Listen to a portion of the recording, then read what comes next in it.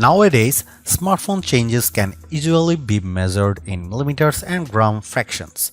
The era of sweeping hardware redesigns is all but done.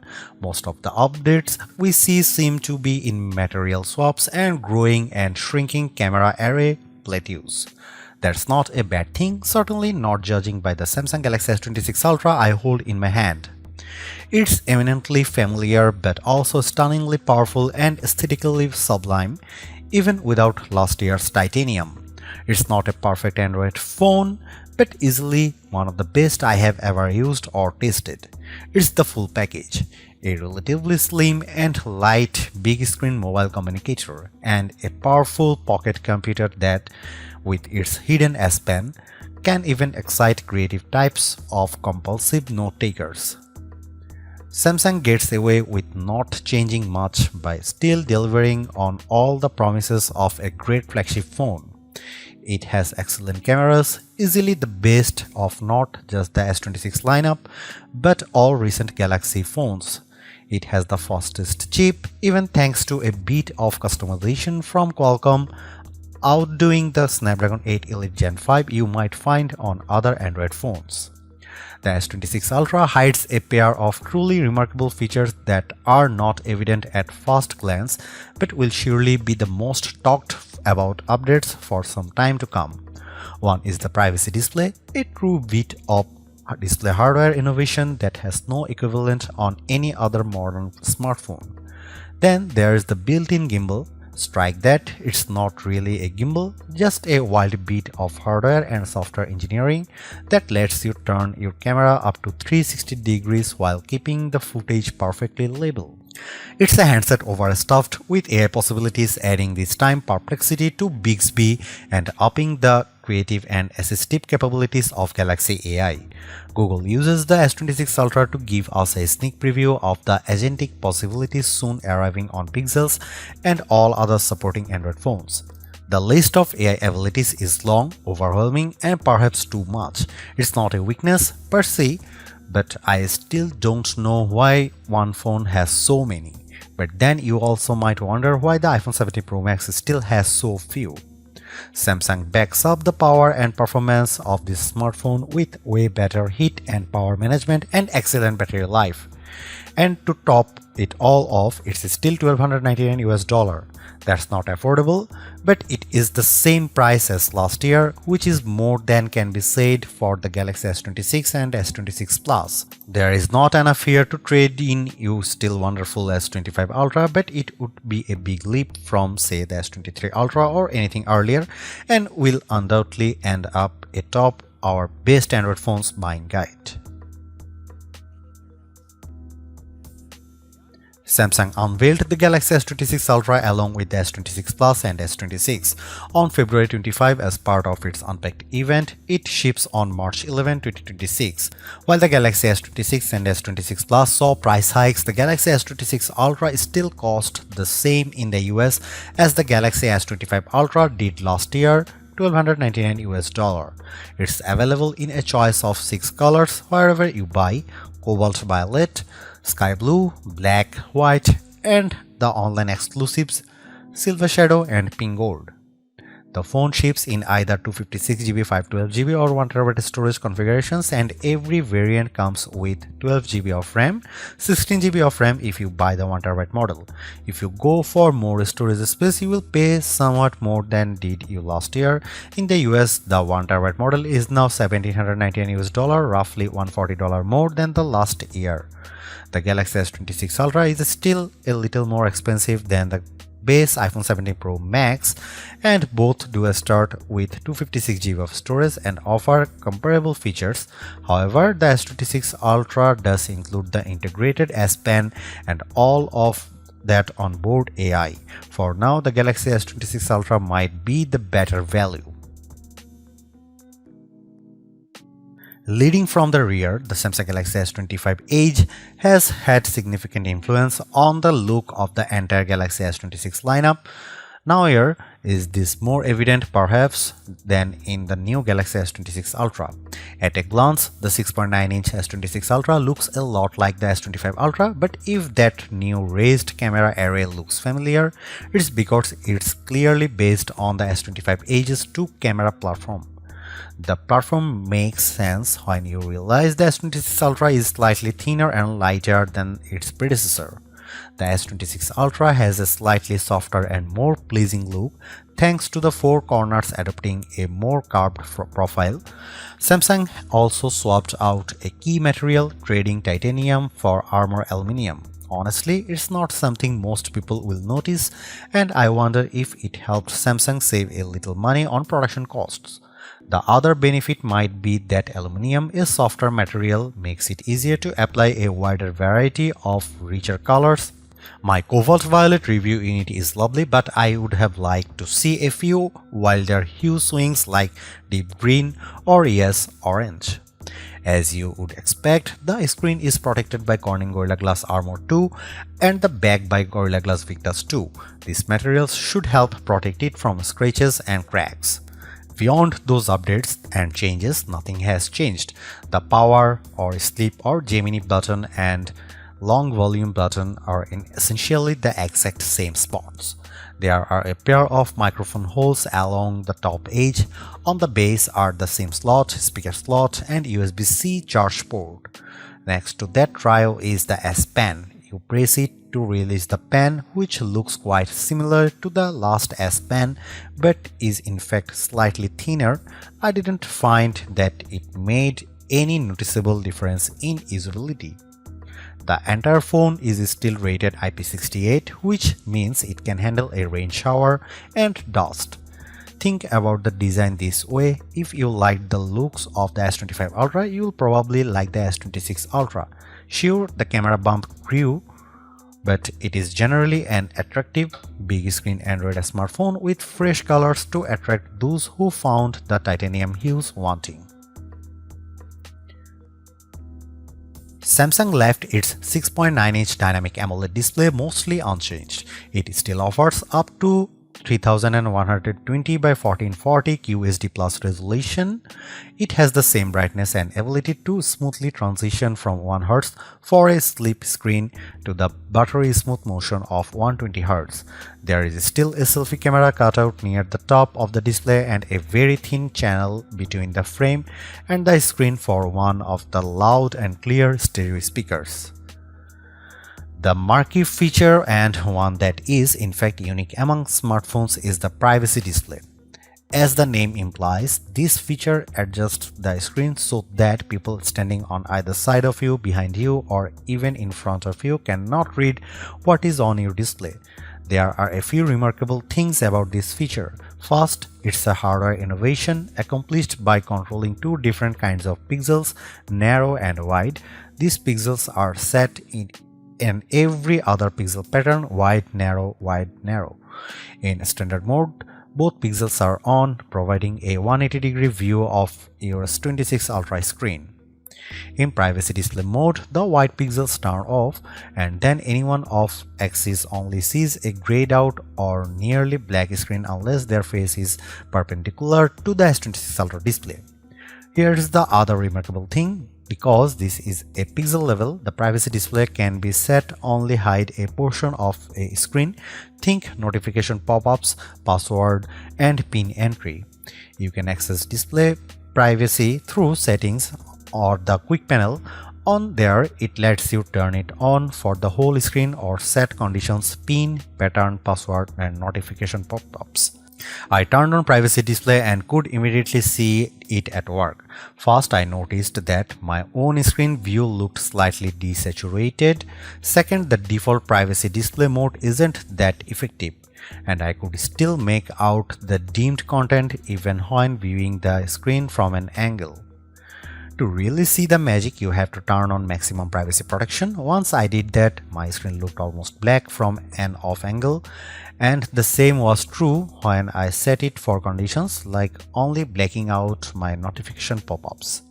The third and perhaps best privacy display feature is that you can enable it on a per app basis. Imagine you don't want anyone see what your TikTok or Instagram algorithm looks like. Just turn on privacy display for those apps, and whenever you use them, they will only be visible to you. I set it up for my TikTok and Instagram, and it worked perfectly. This is the kind of feature I expect competitors like Apple, OnePlus, Motorola, and others to copy in short order. Privacy display will change the equation when deciding which S26 is right for you, and could tip the scales in Samsung's favor when considering a platform switch.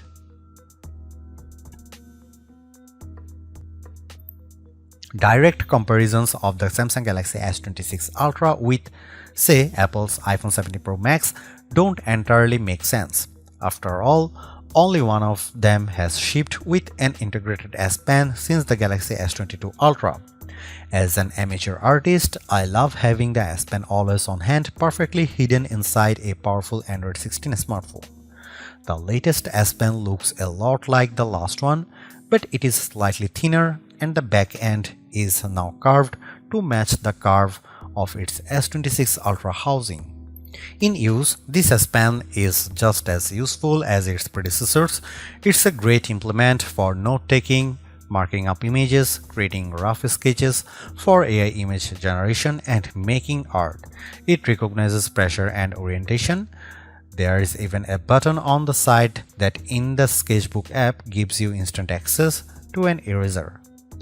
The S26 Ultra is also aware of the S Pen, and if it's been outside the phone and not used for a while, the phone will ask you if you have your S Pen.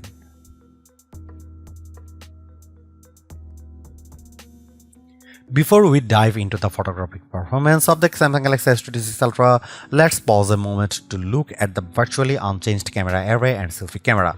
The main camera is 200 megapixel and f1.4 aperture. The 5x telephoto is 50 megapixel, also provides the 10x zoom through a sensor crop. Its aperture is f2.9. The 3x optical lens is 10 megapixel f2.4 aperture. The ultrawide is 50 megapixel f1.9 aperture, and the front-facing camera is 12 megapixel f2.2 aperture. What's not evident there are two significant changes on the 200 megapixel main camera and 10 megapixel 5x optical zoom. Both camera features wider apertures, which allows them to capture more light and makes them more effective in low light situations. In practice, this is an excellent set of lenses, and based on megapixels, they all beat the iPhone 17 Pro Max's 48 megapixel lenses.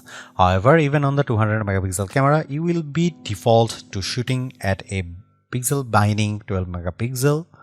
The iPhone 17 Pro Max defaults to shooting at 24 megapixel.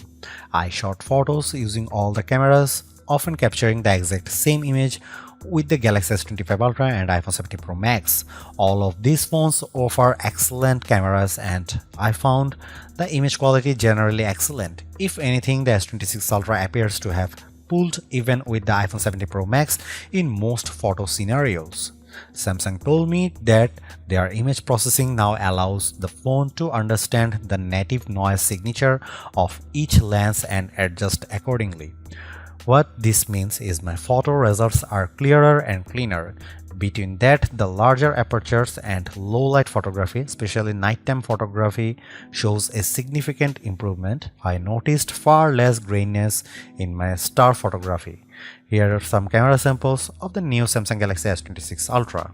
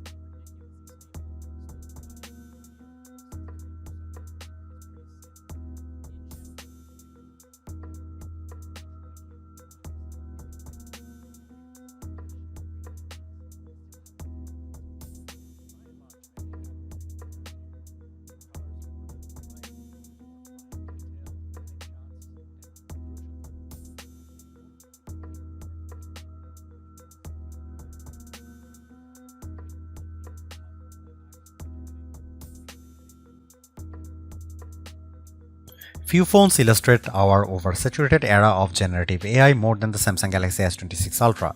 It has Bixby, Perplexity, Samsung Galaxy AI, and of course Google Gemini. Each has a role, some multiple roles, and there can be some overlap. Samsung's long-term goal is for people to see this as an AI phone but not think very much about which AI got you where. Basically, the phone will get smarter over time, especially as its agentic capabilities grow and start to proactively do your bidding. We are not there yet. In fact, the agentic stuff which lives with Gemini is only with Uber for now. You are supposed to able to ask Gemini to book you an Uber ride and it will run off in the background. Gather all the relevant bits and have it set up in Uber, so all you have to do is approve the ride. I installed Uber on the Galaxy S26 Ultra and then asked Gemini to book me a ride to the airport. Gemini told me that it could help, but it first asked for key information like my pickup address, pickup time, and the kind of ride I prefer. Gemini told me it had booked the ride, but when I checked Uber, nothing was booked. I told Gemini to cancel the ride, but Gemini couldn't do anything about the non-existent ride. In general, too, my experience with Gemini was good. I had many conversations with it and used it to identify things in my shelves, and with the live view, have it explain how to fix a leaky bathroom faucet. It's far from foolproof and has yet to learn how to pronounce my last name. Gemini on the S26 Ultra is also showcase for what's coming to other Android smartphones that can support the generative platform. For example, the phone supports Circle to Search's new Find the Look capabilities. This lets you circle someone's whole outfit in an image and Gemini will find all the clothing. Samsung's own Galaxy AI is already a powerful and pervasive generative AI platform on the Galaxy S phone line. However, it now has some features. I used it, for example, to make a simple cartoon sketch of my face and then transform it into a more polished comic, which I then used to generate stickers that I can now send to friends over messages. Galaxy AI's photo editing capabilities are very strong. I grabbed an apple, put it on a table and took a photo. Then I asked Google AI to take a slice out of the apple and put the slice next to the apple. After a few seconds, it compiled and the results look real. When I had it take another AI shot at the photo, I noticed that the slice and the cutout on the apple didn't match up quite as neatly as they did on the first generated shot. Bixby is better at conversational queries, but it can still take some work to get Samsung's homegrown digital assistant to do what you want. I asked it to change the aspect ratio on my photos to 16:9, but had to repeat myself a few times to make it understand. Saying 16:9 did the trick. For questions that do not relate to the phone, Bixby now has Perplexity AI. If you ask, as I did, about the capital of Montana, Bixby won't hesitate but will tap directly into Perplexity in the cloud to get the answer. You'll notice that the result has a little Perplexity logo on it. The Samsung Galaxy S26 Ultra has a collection of Now features, including Now Brief, which shows up as a home screen widget, Now Bar for adaptive reminders, and the new Now Nudge, which can give you contextual reminders and information where and when you need it. Now Brief is a fine widget with information about the weather, my schedule, and news, but I didn't find much use in the rest of the Now tools. I think I need to spend more time with the phone and let it learn a whole lot more about me before these tools become truly useful. Last year, Samsung unveiled its powerful audio erase, which can remove distracting background audio from your videos. You can reduce voices, crowd sounds, and background noises with customizable sliders for each control. It's effective, but if you turn the noise reduction all the way down, voices can end up sounding a bit robotic.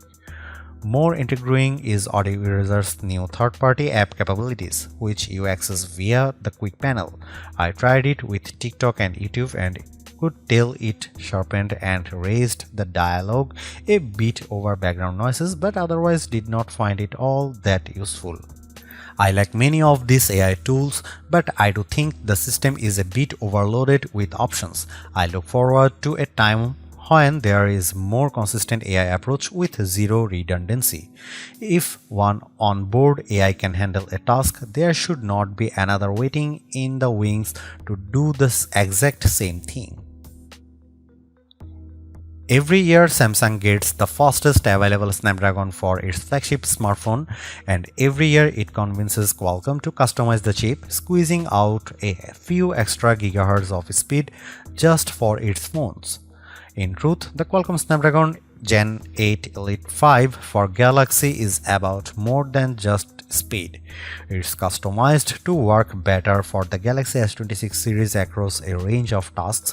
Samsung claimed that it brings faster CPU, GPU, and NPU performance. This translates into better Geekbench benchmarks than the similarly named Snapdragon chips in last year's Galaxy S25 Ultra. Single-core and multi-core scores eclipse those on Apple's A19 Pro. GPU screens are harder to compare to. The iPhone 17 Pro Max silicon appears to be significantly ahead of those on the S26 Ultra. Benchmark numbers tell you little about real-world performance in everyday use. That last Ultra was fast, and this new S26 Ultra is fast. There is enough headroom that I doubt anyone will notice the difference.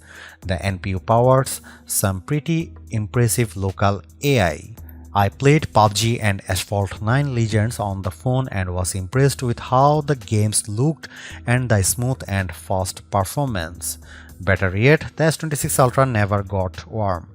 I will credit the new vapor chamber with the cooler performance. The Galaxy S26 Ultra CPU is backed by 12GB of RAM and 256GB of storage. I can get 16GB of RAM if I pay for the pricey 1TB model. Overall, this is a fast device ready to accomplish a range of tasks, including running some impressive local AI models. I am honestly impressed by the Samsung Galaxy S26 Ultra's battery life, even with brightness turned up. The screen refresh rate set to a max 120Hz and resolution turned up to QHD+, it carried well past 25 hours of operation. If I lower the brightness and work with Full HD+ resolution, it can last 2 days on a charge. The 3nm Qualcomm Snapdragon chip is efficient, and the One UI 8.5 platform knows how to squeeze the most life out of a single charge. Recharging can be done with a 45-watt charger, reaching 75% in about 35 minutes. A 65-watt wired charge could reportedly do the same in 30 minutes. I had my phone fully charged in under an hour. The phone supports fast wireless charging with up to a 25-watt charger. What's missing, though, is any kind of MagSafe style support. There are no magnets in the back of the S26 Ultra, which is a bit of surprise considering we got Pixel Snap on Google Pixel 10 phones. Samsung is only promising that all the cases it sells will come with the built-in magnets. The S26 Ultra sticks closely to the familiar Galaxy formula, but it is one that clearly works. Performance is blazing, Samsung's software ecosystem is extensive, and photography largely keeps pace with the Western competition. The S Pen continues to have its vocal supporters, and Privacy Display can legitimately claim to be the most interesting new phone tech of 2026. Anyone demanding the biggest batteries or best camera sensors probably started shopping elsewhere a few generations back, and the S26 Ultra's minimal gains on the later haven't done anything to change that.